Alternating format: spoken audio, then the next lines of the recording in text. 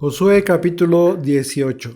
En medio de este proceso de repartición de la tierra, la escritura describe acerca del traslado desde Gilgal hasta Silo, este lugar llamado Silo, del lugar en donde Josué y los sacerdotes llevarían a cabo sus actividades respecto a esta repartición de la tierra. Y es interesante que vamos a ver en este capítulo que eh, el traslado del tabernáculo, del lugar santo, pues bueno, resulta que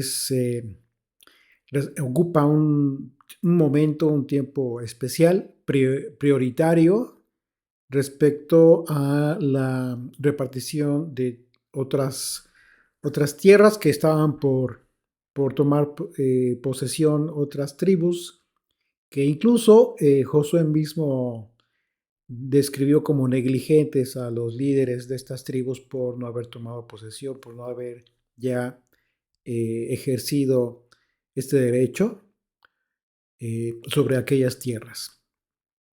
Dice desde el verso 1, toda congregación de los hijos de Israel se reunió en Silo y erigieron allí el tabernáculo de reunión, después que la tierra les fue sometida. Bueno, el tabernáculo debía ser trasladado del lugar del desierto donde había estado la mayor parte del tiempo, desde que fue erigido allá en el desierto, al lugar de Silo. Y este lugar pertenecía al territorio asignado a Efraín, pero no estaba lejos de la frontera con la tribu de Benjamín. Además, este lugar que fue elegido para establecer el tabernáculo se encontraba en el corazón de Canaán, en el centro lo que de la tierra que estaba siendo repartida. La manera solemne de llevar a cabo este cambio por parte de la congregación de Israel era una señal de la presencia divina que se encontraba entre el pueblo. Recordemos que el tabernáculo era importante, siempre fue el lugar en donde el hombre, en este caso el pueblo, principalmente pues bueno, los sacerdotes, ejercían una labor de intercesión entre Dios y el pueblo. Así es de que este traslado, este movimiento, este traslado que se hace a Silo, mostraba que el proceso de formación de este nuevo pueblo, pues bueno, por decirlo de una forma, esta nueva etapa del pueblo de Israel, pues Dios ocupaba el centro de la vida del pueblo de Israel. Por lo tanto, el establecimiento del tabernáculo pues era prioritario y por lo tanto, en ese momento era más importante que atender el asentamiento de las tribus de las tierras asignadas que aún faltaba todavía por llevar a cabo medidas, colindancias, etcétera.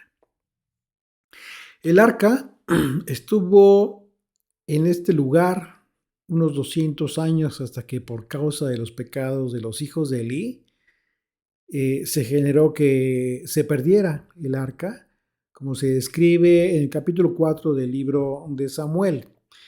Así es de que en este lugar, en Silo, estuvo bastante tiempo el arca.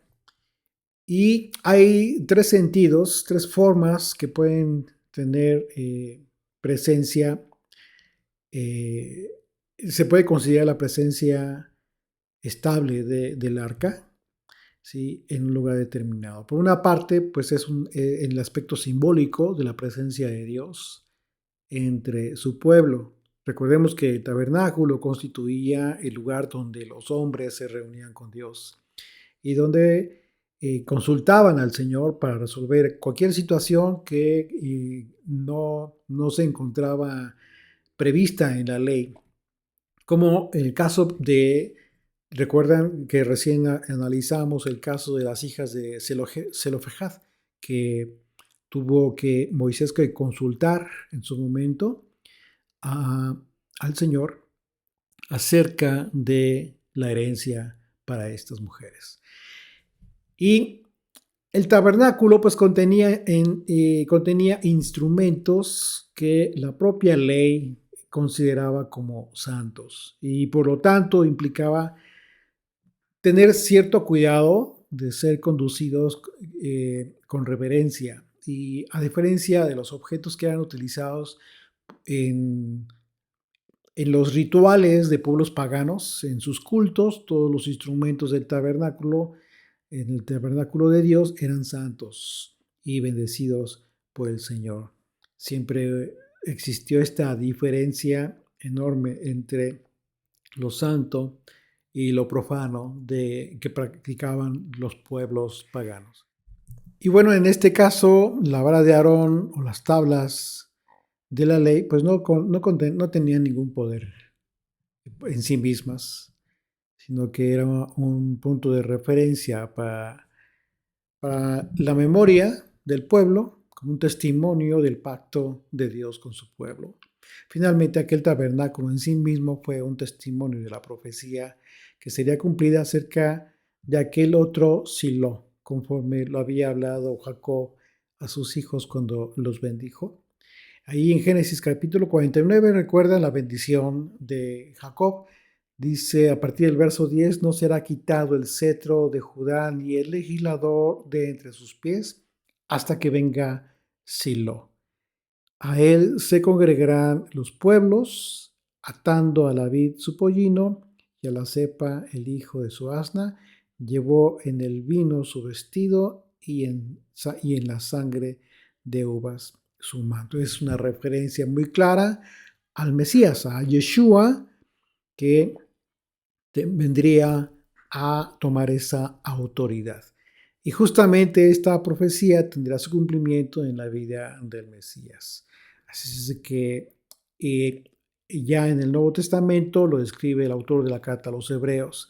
En el capítulo 11, ahí en el verso 11 dice, pero estando ya presente el Mesías sumo sacerdote de los bienes venideros, por el más amplio y más perfecto tabernáculo, no hecho de manos, es decir, no de esta creación. Está hablando ya el autor de la carta a los Hebreos de otro tabernáculo, obviamente el tabernáculo eterno del Señor.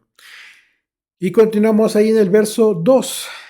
Dice, pero habían quedado de los hijos de Israel 7 tribus, a las cuales aún no habían repartido su posesión. Y Josué dijo a los hijos de Israel, ¿hasta cuándo seréis negligentes para venir a poseer la tierra que os ha dado el Señor, Dios de vuestros padres?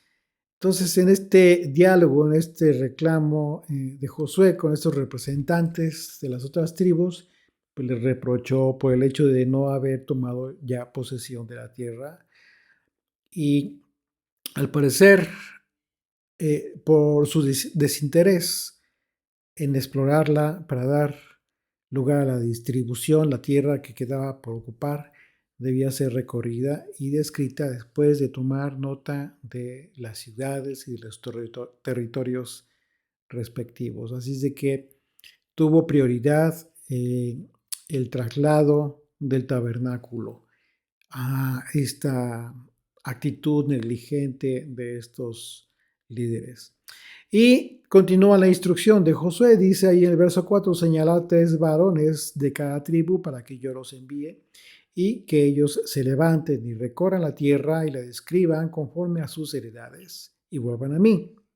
Y la dividirán en 7 partes. Y Judá quedará en su territorio al sur y los de la casa de José en el suyo al norte. Vosotros pues delinearéis la tierra en 7 partes. Y me traeréis la descripción aquí. Y yo os echaré suertes aquí delante del Señor vuestro Dios. Las heredades habían de dividirse en 7 partes iguales, entonces, teniendo en cuenta que quedaban 7 tribus de los hijos de Israel, a las cuales todavía no se les había repartido heredad, y que los levitas, por supuesto, pues no habían de poseer territorio conforme a las disposiciones del Señor que se describen en Números capítulo 18. Los varones enviados de cada tribu debían ser 3 varones por cada tribu, y aunque la suerte o el sorteo determinó la parte del territorio que le pertenecía a cada tribu, pues no era posible determinar la magnitud de cada heredad. Y debido al descontento de los descendientes de la tribu de José por el pequeño, por lo que ellos consideraban pequeño territorio que les tocó, el nombramiento de una comisión de 21 representantes, es decir, 3 hombres de cada tribu, al parecer fue pues una medida preventiva tendiente a evitar futuros reclamos de parte de las otras tribus. Los 21 representantes dividirían la tierra según el valor y el número de ciudades existentes, delineándola en 7 partes. Esta tarea, pues, imagínate, pues, por supuesto que no era fácil y exigía estudio y mucha inteligencia. Y en ese sentido, Flavio Josefo escribió en este tema y consideró que este reconocimiento fue hecho por expertos en geometría, y lo cual parece estar comprobado por el relato minucioso de los límites de estas tribus. La tarea se llevó a cabo y el informe fue presentado a Josué finalmente. Esto que nos dice este pasaje, eh, pues pudiera representar una enseñanza que podríamos aplicar, ¿sí?, para algunos creyentes, en el sentido de la actitud de estos líderes, de estas 7 tribus, que al parecer eh, eran semejante a una actitud de aquellos creyentes que piden en un momento dado o ruegan al Señor, a Dios, por solucionar algunos problemas, piden eh, que el Señor les permita tener recursos, oportunidades de trabajo, pero cuando tienen los recursos, cuando se les da los elementos, las cosas que han pedido, cuando las oportunidades se presentan y cuando las soluciones están delante de ellos, muchas veces no asumen sus responsabilidades para llevar a cabo en base a lo que ellos mismos querían, pedían al Señor. Y en este caso, por esta negligencia, ¿sí?, respecto a la tierra que el Señor ya les había dado a los israelitas, es que pues estaba aún sin poseer toda esta tierra. En ocasiones no se valoran las bendiciones de Dios que el Señor nos ha provisto, y no se aprecian las cosas que en un momento dado, en el aspecto material, pudiéramos recibir o pudiéramos aprovechar una vez que se nos ha dado, para cumplir con, finalmente, entender que cuando es una bendición del Señor, haber recibido sus beneficios tiene un propósito, para lo cual el Señor ha dado su bendición. Cuando no hay una visión clara del futuro que Dios está forjando delante de nosotros, las oportunidades se desperdician, se pierden, y los obstáculos que se sobreestiman en un momento dado, pues en ocasiones, como lo sucedido en la primera confrontación que Israel tuvo contra el reino de Jai, ¿recuerdan? Desestimaron lo que estaba sucediendo en esa confrontación. Asimismo, se describe que Josué echaría suertes. Si ponemos atención aquí, de acuerdo a cómo se describe en este pasaje, podríamos deducir que no se ocupó el Umim y el Tumim. Recuerda que estas piedras eran usadas exclusivamente por el sumo sacerdote, sino que fue Josué quien dijo que echaría suertes. Así es de que, bueno, independientemente de ello, solo como observación, es claro que el resultado de estas suertes tendría que ver con la voluntad de Dios. Continuamos ya en el verso 7, dice: pero los levitas ninguna parte tienen entre vosotros, porque el sacerdocio del Señor es la heredad de ellos. Gad también, y Rubén y la media tribu de Manasés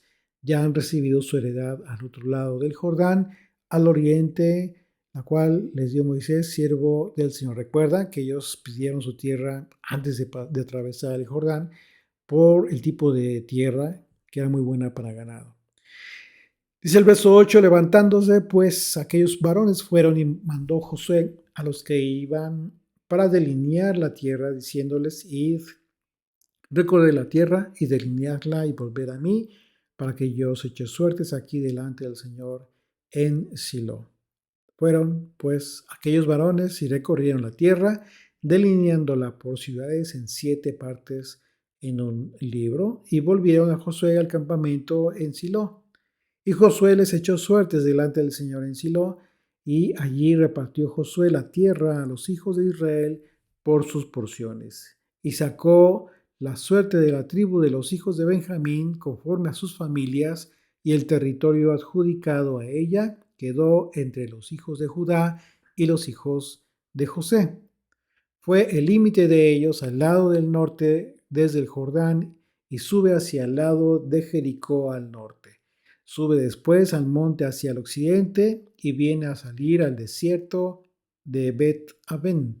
De allí pasa en dirección de Luz al lado sur de Luz, que es Bet-El, y desciende de Adar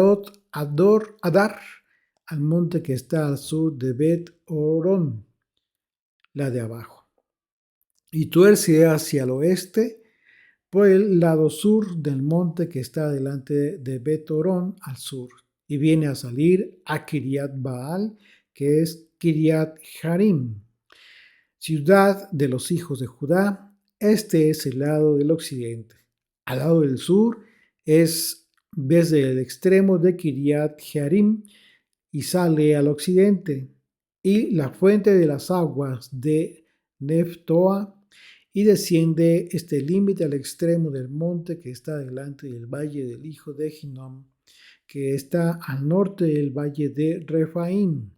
Desciende luego al valle de Hinnom, al lado sur del Jebuseo, y de allí desciende a la fuente de Rogel. Luego se inclina hacia el norte y sale a Ensemes, y de allí a Gelilot, que está delante de la subida de Adumín, y desciende a la piedra de Bohan, hijo de Rubén, y pasa al lado que está enfrente del Arabá y desciende del Arabá, y pasa al límite al lado norte de Bet Ogla y termina en la bahía norte del Mar Salado. A la extremidad del sur del Jordán, este es el límite sur. Y el Jordán era el límite al lado del oriente. Esta es la heredad de los hijos de Benjamín por sus límites alrededor, conforme a sus familias. Las ciudades de las tribus de los hijos de Benjamín por sus familias fueron Jericó, Bet-Ogla, el valle de Casis, Bet-Arabá, Semaraim, Bet-El, Abim, Pará, Ofra, Kefar, Jaamoni, Ofni y Geba. 12 ciudades con sus aldeas: Gabaón, Ramá, Beerot, Mizpá, Cafira, Mosaj, Requem, Irpeel, Taralá, Sela, Elef, Jebús, que es Jerusalén, Gabaá y Kiriat, 14 ciudades con sus aldeas. Esta es la heredad de los hijos de Benjamín conforme a sus familias. El capítulo concluye con la descripción de la heredad de Benjamín, que fue ubicada cerca de la de José por uno de sus lados, y por el otro lado estaba cerca de la tribu de Judá. Más tarde Benjamín se uniría a Judá en su adhesión al trono de David y al templo de Jerusalén. El límite occidental, por la descripción que se hace en el verso 14, corría a cierta distancia del Mediterráneo.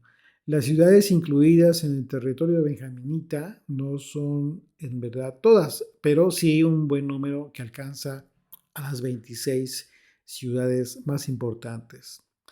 Aparece en la cabeza Jericó, como leímos, aún estando ya esta ciudad destruida, pues, y prohibida. Recuerden que hubo una prohibición para reconstruir ahí. Sus portones y sus murallas no serían reconstruidas. También estaba dentro de esta tribu Gilgal, donde acampó primero el pueblo después de atravesar el río Jordán. Y donde más tarde se declaró, tiempo más tarde, el tiempo del rey Saúl, que era descendiente de la tribu, eh, ahí se declaró rey a Saúl. Y este lugar fue después considerado profano. Eh, Pasó el tiempo y ya en el tiempo del profeta Oseas, Gilgal fue considerado un lugar de profano por causa de la infidelidad de Israel, según se describe en esa profecía. En el capítulo 9 de Oseas, a partir del verso 13, vamos a leer esta porción de la profecía. Dice: Efraín, según veo, es semejante a Tiro, situado en lugar delicioso, pero Efraín sacará a sus hijos a la matanza. Dales, oh Señor, lo que les ha de dar, lo que les has de dar. Dales matriz que aborte y pechos enjutos. Toda la maldad de ellos fue en Gilgal. Allí, pues, les tomé aversión por la perversidad de sus obras que echaré de mi casa. No los amaré más. Todos sus príncipes son desleales. Efraín fue herido, su raíz está seca, no dará más fruto. Aunque engendren, yo mataré lo deseable de su vientre.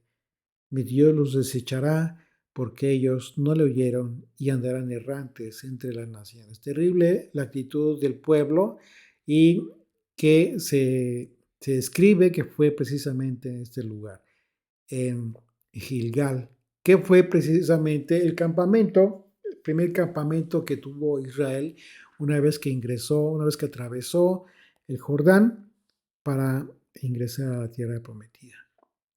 También Betel, un lugar famoso, pues estaba dentro de la tribu de Judá, entre las ciudades se menciona a Jebús, que es Jerusalén.